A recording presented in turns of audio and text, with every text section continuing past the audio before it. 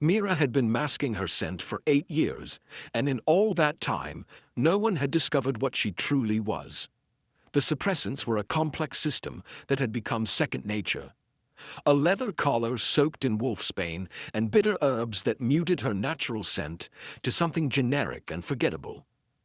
Small patches of treated fabric pressed against pulse points on her wrists and neck, releasing compounds that further disguised her true nature, and twice daily doses of a foul-tasting tea that suppressed her body's natural pheromone production from the inside out.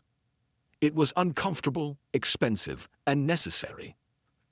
Because Meera was a true Omega, one of perhaps a dozen in the entire Northern Territories, and revealing that fact would destroy the quiet life she had carefully constructed. True Omegas were not like normal Omegas. They were extraordinarily rare, blessed by the moon goddess with fertility and power that exceeded normal wolf capabilities. Their scent during heat could drive alphas into claiming frenzies, making them lose control in ways that turned rational wolves into violent competitors. They were prizes to be fought over, captured, forced into bonds with the strongest alpha who could claim them. Meera had watched it happen to her older sister when she was 15, had watched Thalia's true Omega nature reveal itself during her first heat, had watched every unmated alpha within 100 miles converge on their small pack. The fighting had been brutal, the victor a cruel alpha from a neighboring territory who had dragged Thalia away screaming. The memory was seared into Meera's mind with the clarity that trauma provided. She remembered hiding in the cellar with her mother while the fighting raged above, the sounds of snarling wolves and breaking bones filtering through the floorboards. Her mother had been weeping, clutching Meera close, whispering prayers to the moon goddess that went unanswered. When the fighting finally stopped, when Alpha Gareth of Ironwood Pack emerged victorious over 17 other alphas who had challenged for the right to claim Thalia, Meera had watched from the cellar window as he dragged her sister toward the forest. Thalia had been screaming, begging, trying to fight despite being outmatched in every way. Her eyes had found Meera's for just a moment, and the terror in them had been absolute. "Run," Thalia had mouthed, the words silent but clear. "When your time comes, run."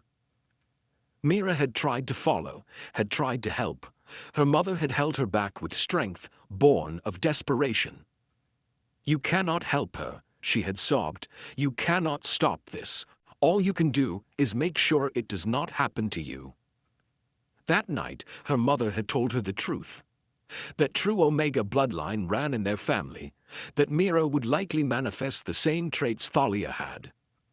And that when she did, she had two choices: accept the same fate as her sister, or find a way to hide. Her mother had died 6 months later, some said of a broken heart from losing Thalia. Meera had been left alone with the knowledge that her own true Omega nature would emerge soon, and with the determination that she would not let them take her the way they had taken her sister.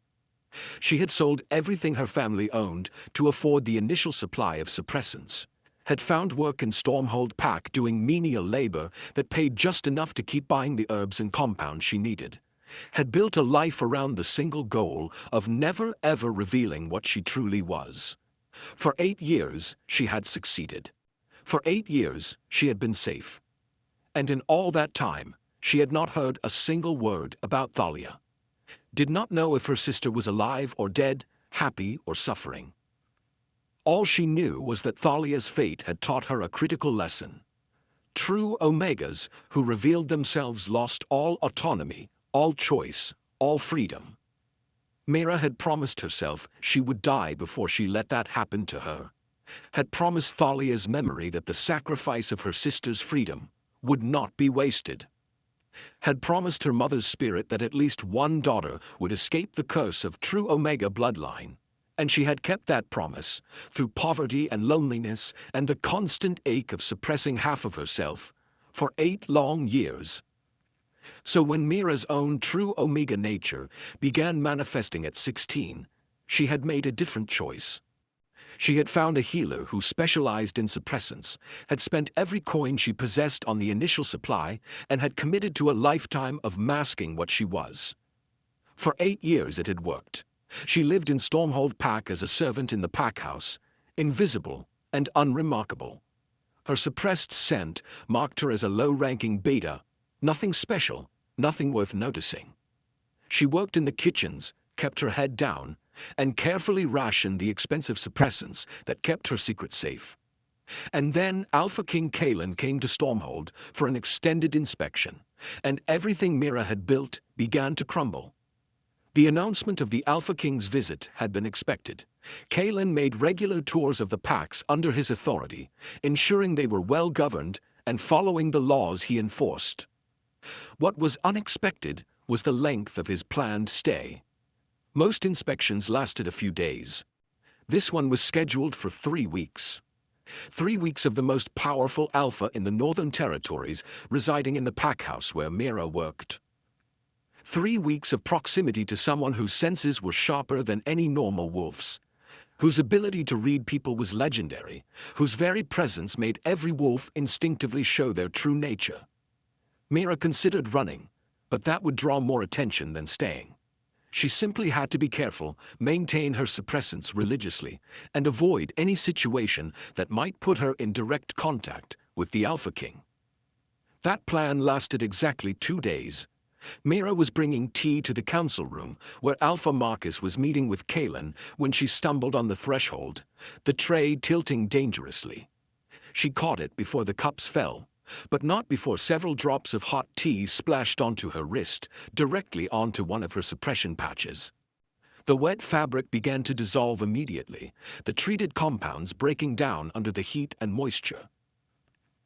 Meera felt the change as her natural scent began to leak through, subtle but present. She set down the tray with shaking hands and backed out of the room as quickly as possible without running. She made it halfway down the hall before a voice stopped her cold. "You, stop."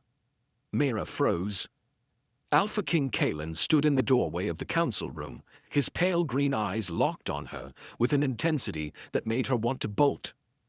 He was tall and powerfully built, with dark blonde hair pulled back from a face that was all sharp angles and authority. Everything about him radiated dominance and power in ways that made even looking at him feel like a challenge. "Come here," he commanded, and the alpha authority in his voice made obedience reflexive. Meera approached slowly, her heart hammering. The wet patch on her wrist was still leaking her real scent, and she could see Kalin's nostrils flare as he caught it. His expression shifted from mild curiosity to sharp focus. "What is your name?" he asked. "Meera, my lord." "And what are you, Meera?" His eyes traveled over her, noting the leather collar, the careful way she held her wrists. "What are you hiding under all those suppressants?" Meera's blood ran cold. "I do not know what you mean, my lord. I am just a servant." "You are lying." Kalin moved closer, and Meera had to force herself not to back away. "I can smell the wolf's bane and bitter herbs. I can see the patches on your pulse points. And I can detect something underneath all that masking, something your body is trying very hard to hide. So I will ask you again. What are you?" "Nothing," Meera whispered. "I am nothing, my lord. Please let me go." "No." Kalin's hand shot out, faster than she could react, and gripped the leather collar around her neck. "If you will not tell me, I will find out myself." He pulled, and the collar came away with a snap of breaking leather. Meera gasped as her natural scent began to emerge, no longer muted by the wolf's bane-soaked band. She tried to cover her wrists, to protect the remaining patches, but Kalin caught her hands and examined them with clinical precision. "Suppressants," he said, his voice hard. "Expensive ones, the kind used for serious scent masking, not just hygiene or preference. Why, Meera? What could possibly be worth this much effort and expense to hide?" He pulled the patches from her wrists before she could stop him, the treated fabric coming away to leave her pulse points exposed. And with nothing left to suppress it, with the tea having destroyed the last barrier, Meera's true scent flooded the hallway. It was sweet and overwhelming, carrying notes of honey and wildflowers and something indefinably arousing that marked it as distinctly Omega. But more than that, it carried power. The kind of scent that made alphas take notice, made them want to claim and possess and compete. It was the scent of a true Omega, undisguised and unmistakable. Kalin went very still.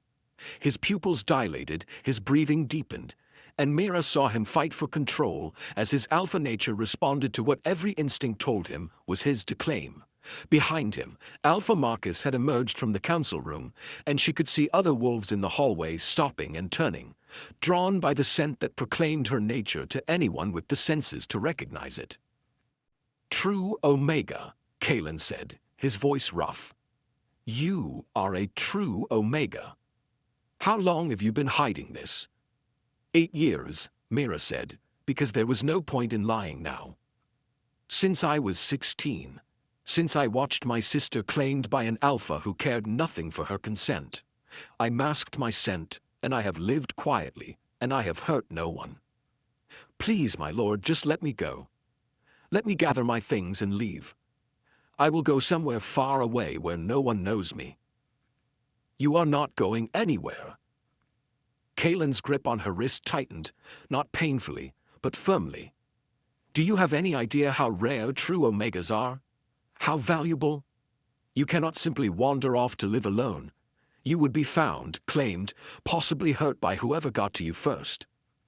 "Then what do you want from me?" Meera demanded, fear making her bold. "You have discovered my secret. You have destroyed my suppressants. What more is there? Are you going to claim me yourself? Call every unmated alpha in the territory to fight over me? Put me in a cage and breed me like livestock?"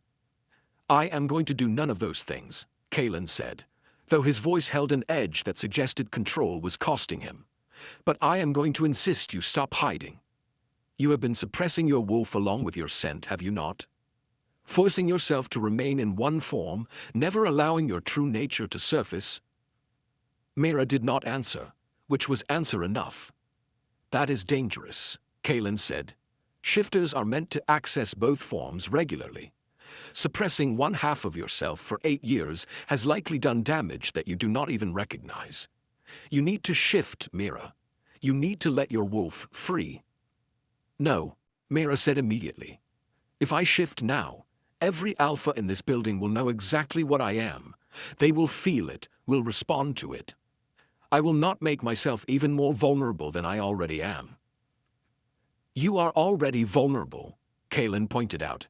"Your scent is flooding this entire wing of the pack house. Every wolf with working senses knows what you are now. Refusing to shift will not change that. It will only continue to damage your wolf." He pulled her toward the courtyard, his grip unbreakable, his authority absolute. Meera tried to resist, but his alpha command was overwhelming, making her body obey, even when her mind screamed to fight. They emerged into the open courtyard where several pack members were training. All activity stopped as Meera's scent washed over them, unmistakable and overwhelming. She saw male wolves turn, their eyes tracking her, their posture shifting to something more predatory. "Everyone out," Kalin commanded, his voice carrying the kind of authority that made even high-ranking wolves obey instantly. "Now, clear the courtyard and give us privacy." The pack members fled, though Meera could see them gathering at the edges, unable to completely resist the pull of a true Omega's scent. Kalin positioned himself between Meera and the watching wolves, his body language making it clear that anyone who approached would answer to him. "Shift," he said to Meera. "Now. That is not a request. That is an alpha command." "Please," Meera whispered. "Please do not make me do this. My wolf has been suppressed for 8 years. I do not know what will happen when I let her out. I do not know if I can control her after so long." "Then I will help you control her," Kalin said. "But Meera, this ends now. No more suppressants. No more hiding. You shift, and we deal with whatever comes next, together." The alpha command was irresistible, Meera felt her wolf surging forward after years of forced dormancy, felt the shift beginning whether she wanted it or not. 8 years of suppression meant the transformation was agonizing, her body struggling to remember how to change, her wolf fighting free with desperate strength. When the shift completed, when Meera stood in the courtyard in her true wolf form for the first time since she was 16, she heard the collective gasp from the watching pack members. Her wolf was smaller than an alpha's, but larger than a normal omega's, with fur that was a striking silver white that seemed to glow in the afternoon sun. But it was not her size or coloring that made wolves stare. It was the presence she radiated, the power that came from true omega bloodline, the aura that proclaimed her as something precious and rare. And the moment Kalin looked at her, the moment their eyes met with her finally, in her true form and her real scent undisguised, the mate bond snapped into place with a force that made them both stagger. Meera felt it in her wolf form, felt the recognition of destiny declaring itself. This alpha, this king who had torn away her suppressants and forced her to reveal herself, was her mate. The moon goddess had chosen him for her, had marked him as hers just as strongly as she was marked as his. Kalin shifted almost immediately, his own wolf emerging, a massive dark gray beast that radiated alpha power in waves. He approached Meera's wolf carefully, his posture non-threatening despite his size, and touched his nose to hers in the traditional wolf greeting between mates. The bond flared brighter, warmer, more insistent. This was right. This was meant to be.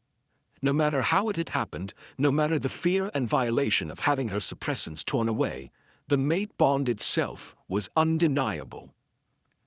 After several minutes, they both shifted back to human form. Meera was shaking, overwhelmed by 8 years of suppression, suddenly released, by the mate bond that had formed, by everything that had happened in the past hour. The shift back to human left her disoriented in ways that went beyond physical exhaustion. For 8 years, she had kept her wolf caged so tightly that she had almost forgotten what it felt like to be whole. Now, with the suppressants gone and her wolf finally free, she could feel the damage she had done to herself. The constant ache in her bones that she had attributed to hard labor was actually from forcing her body to remain in only one form. The persistent fatigue she had blamed on poor nutrition was from her wolf slowly dying from lack of release. The nightmares that plagued her sleep were her wolf's desperate attempts to surface. She had been killing herself slowly, and she had not even fully realized it until this moment when she could finally feel what wholeness was supposed to feel like. The realization brought a wave of grief so intense that Meera's knees buckled. She would have fallen if Kalin had not caught her, his arms supporting her weight as she sagged against him. 8 years, she whispered, the words barely audible. I suppressed my wolf for 8 years. I thought I was saving myself. I thought I was staying safe. But I was just dying slowly. You were surviving, Kalin said firmly, wrapping his cloak around her with careful gentleness. In the only way you knew how, with the information you had, you made choices that kept you alive. That is not weakness, Meera. That is strength.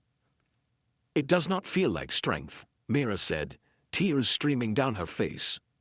It feels like I wasted 8 years being afraid.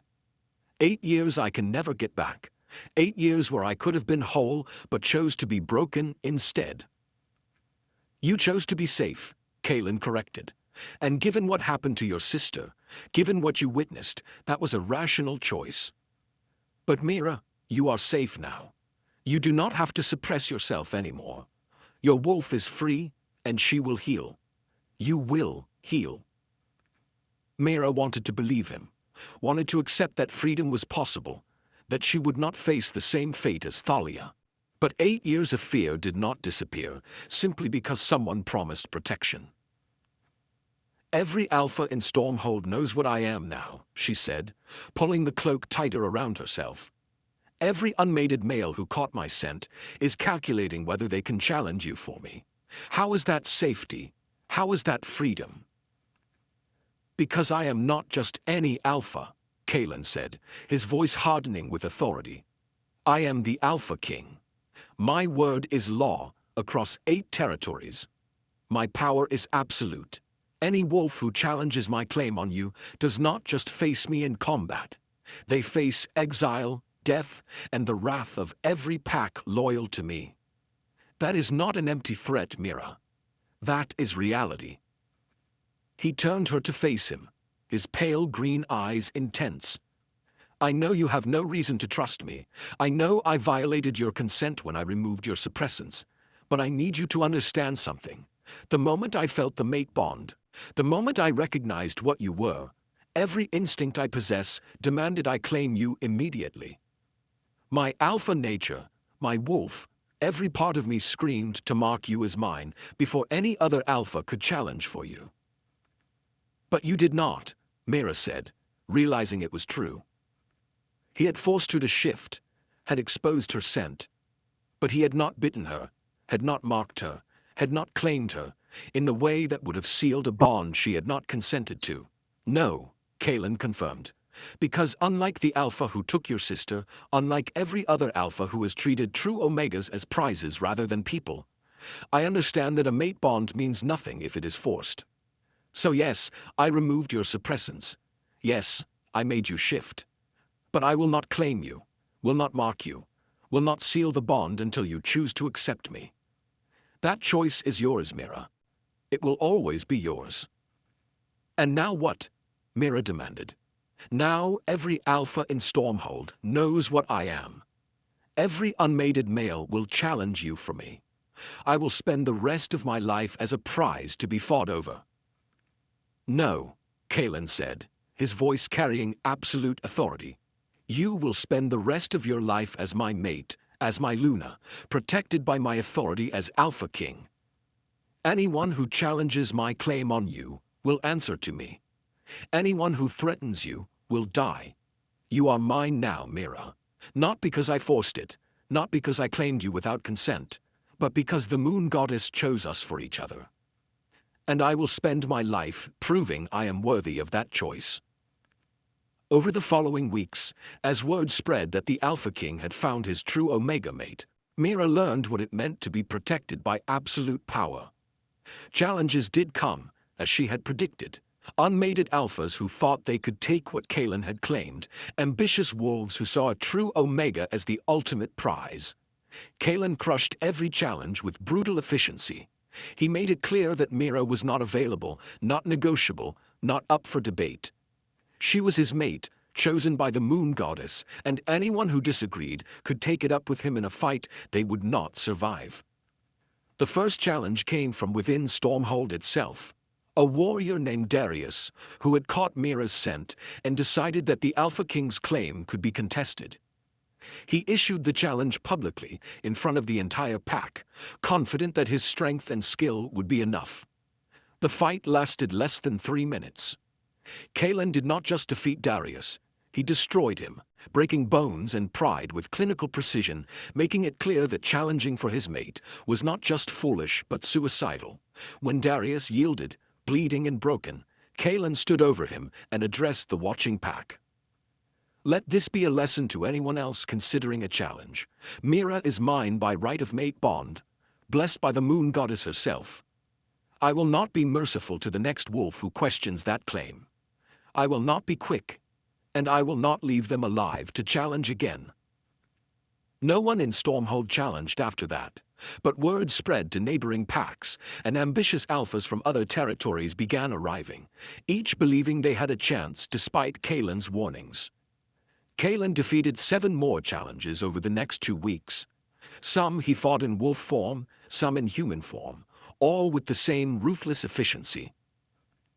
By the end of the 2nd week, the challenges stopped coming.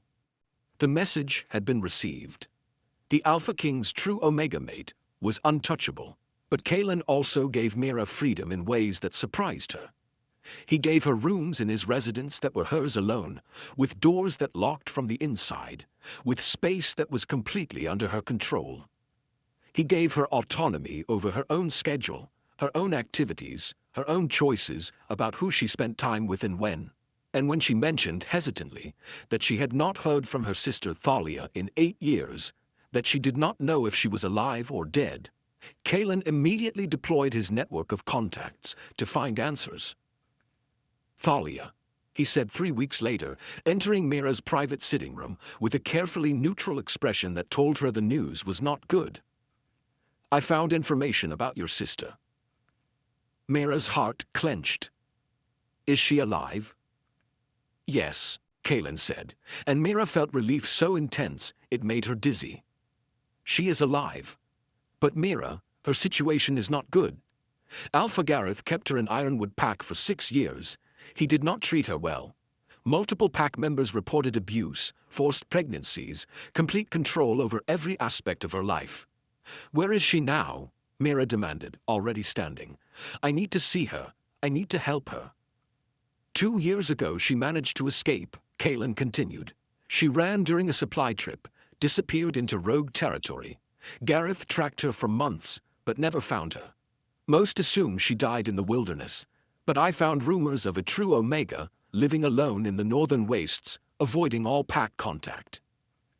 He pulled out a map, marking a location with his finger. This is where the rumors place her.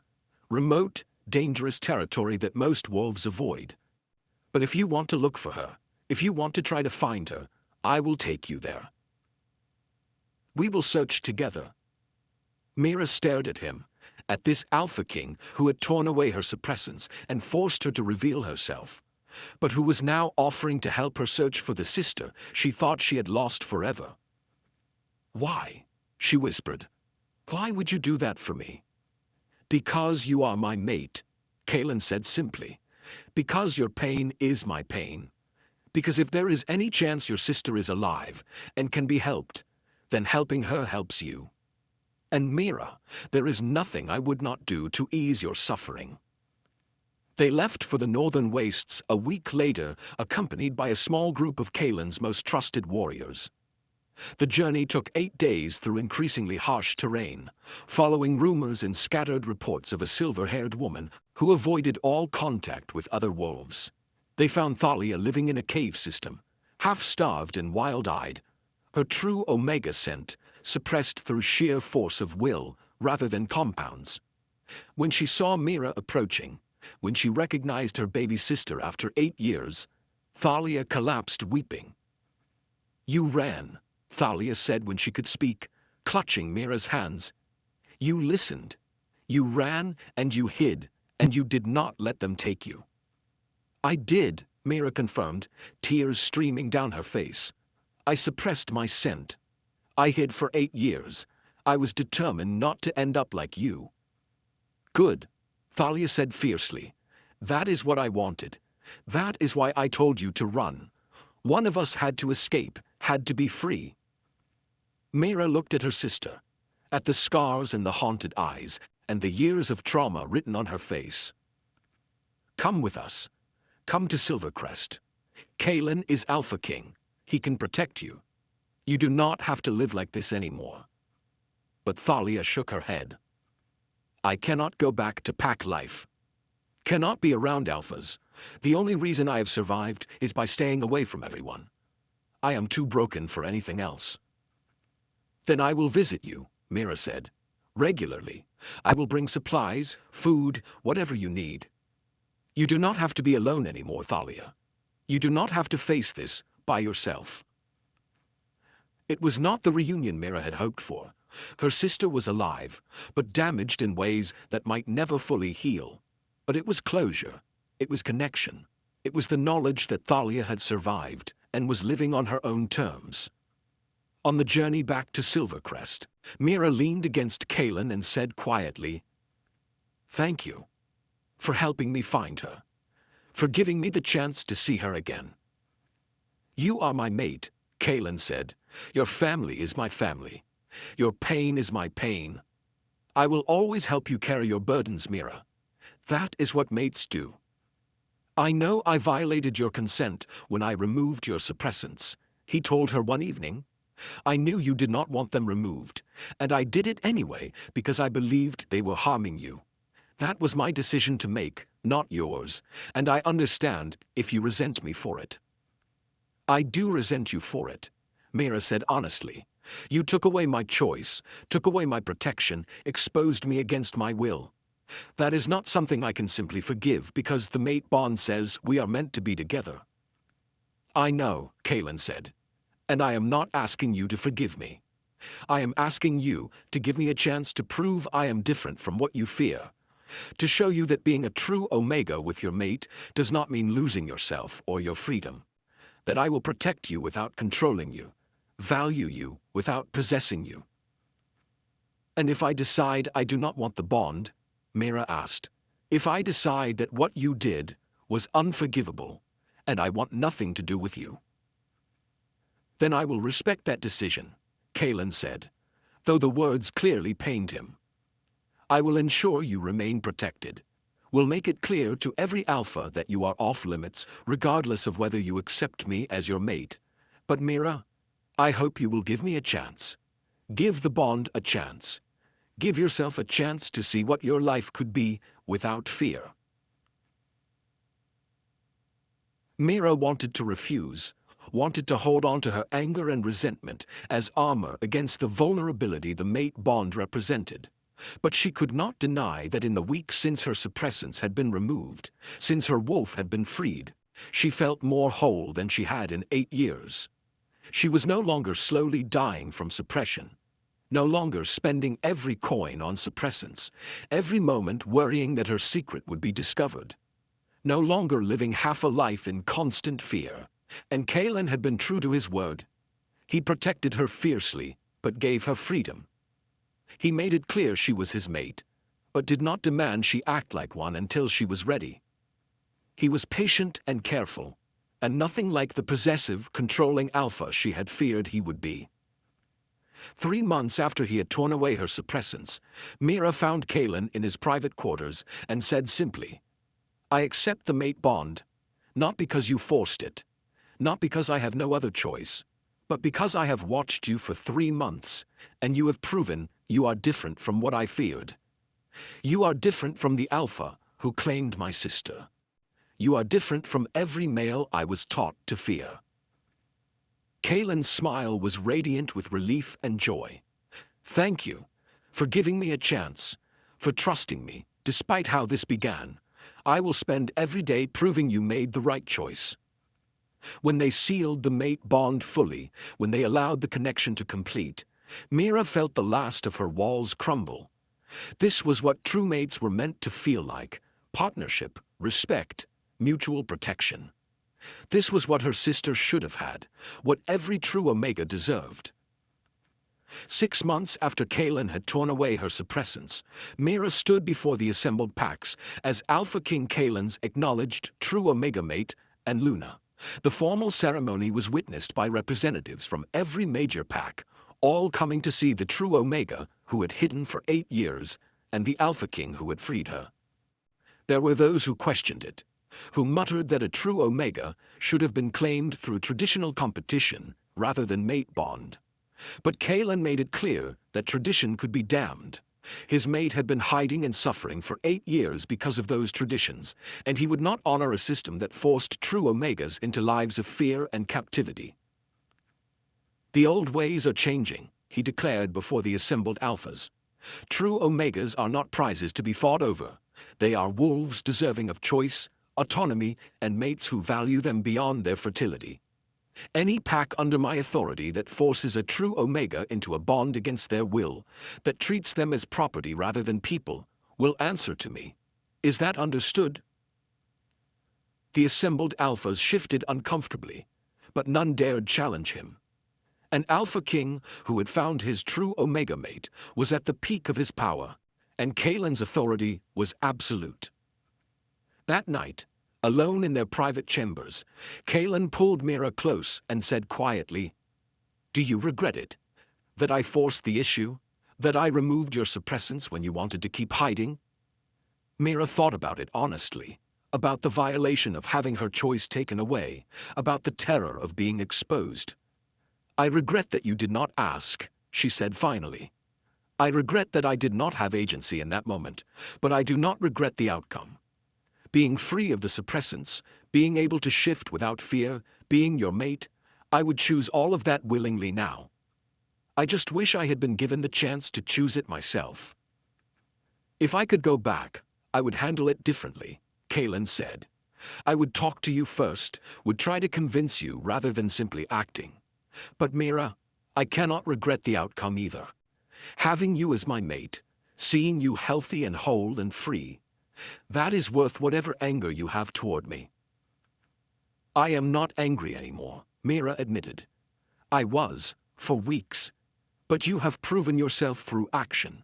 You protected me without caging me. You claimed me without owning me. You became exactly the mate I needed, even though I did not know I needed you. She turned in his arms to face him. You tore away my suppressants and forced me to shift, and I hated you for it. But you also freed me from 8 years of hiding. 8 years of suppressing half of myself. 8 years of living in constant fear. So I forgive you, Kalin, for taking my choice away, for exposing me against my will. I forgive you because the result was freedom I had forgotten was possible. Kalin kissed her deeply, gratitude and love flowing through the mate bond between them. I do not deserve you, but I will spend every day trying to be worthy of you. 2 years later, when Meera gave birth to twins, a boy and a girl, both bearing signs of true Omega bloodline, she looked at Kalin and said, "Promise me they will never have to hide. Promise me our daughter will never have to mask her scent and suppress her wolf out of fear. Promise me the world will be different for them than it was for me and my sister." "I promise," Kalin said, holding his newborn children with reverent care. "The laws are already changing. True Omegas have protection now, have rights, have the ability to choose their own mates without being fought over. Our children will grow up free, Meera. That is my vow to you and to them." Meera believed him. Because in 2 years, he had proven himself again and again, had reformed laws regarding true Omegas, had protected those who came forward seeking asylum from forced bonds, had made it clear that the old ways of treating true Omegas as prizes were done. She had masked her scent for 8 years, living in fear and hiding. The Alpha King had torn away her suppressants and forced her to shift, exposing everything she had fought to keep hidden. And in doing so, he had freed her, had given her back the life she had lost, had proven that being a true Omega did not mean losing herself, but finding exactly who she was meant to be. It had not been gentle or kind or respectful of her consent in that moment. But the result had been transformation from fear to freedom. And Meera could not regret that, even if she would always remember the violation of having her suppressants torn away. Sometimes, freedom came through force. Sometimes the person who exposed your deepest secret was the one who understood it was killing you to keep it hidden. And sometimes the Alpha King who tore away your protection was actually providing you with something better, a mate who would protect you without requiring you to hide. What did you think of Meera's journey from hiding to freedom? Have you ever had someone force you to stop hiding something that was hurting you? Drop your thoughts in the comments. And if you loved this story of the true Omega who masked her scent for years, and the Alpha King who tore away her protection, hit subscribe and join our pack. New stories drop every week, celebrating wolves who hide their true nature, Alpha Kings who force revelations, and the complicated freedom that comes when someone refuses to let you keep killing yourself slowly. Remember, sometimes the person who violates your boundaries is actually saving your life, even if it does not feel like salvation in the moment. Did you want part 2? Let me know in the comments.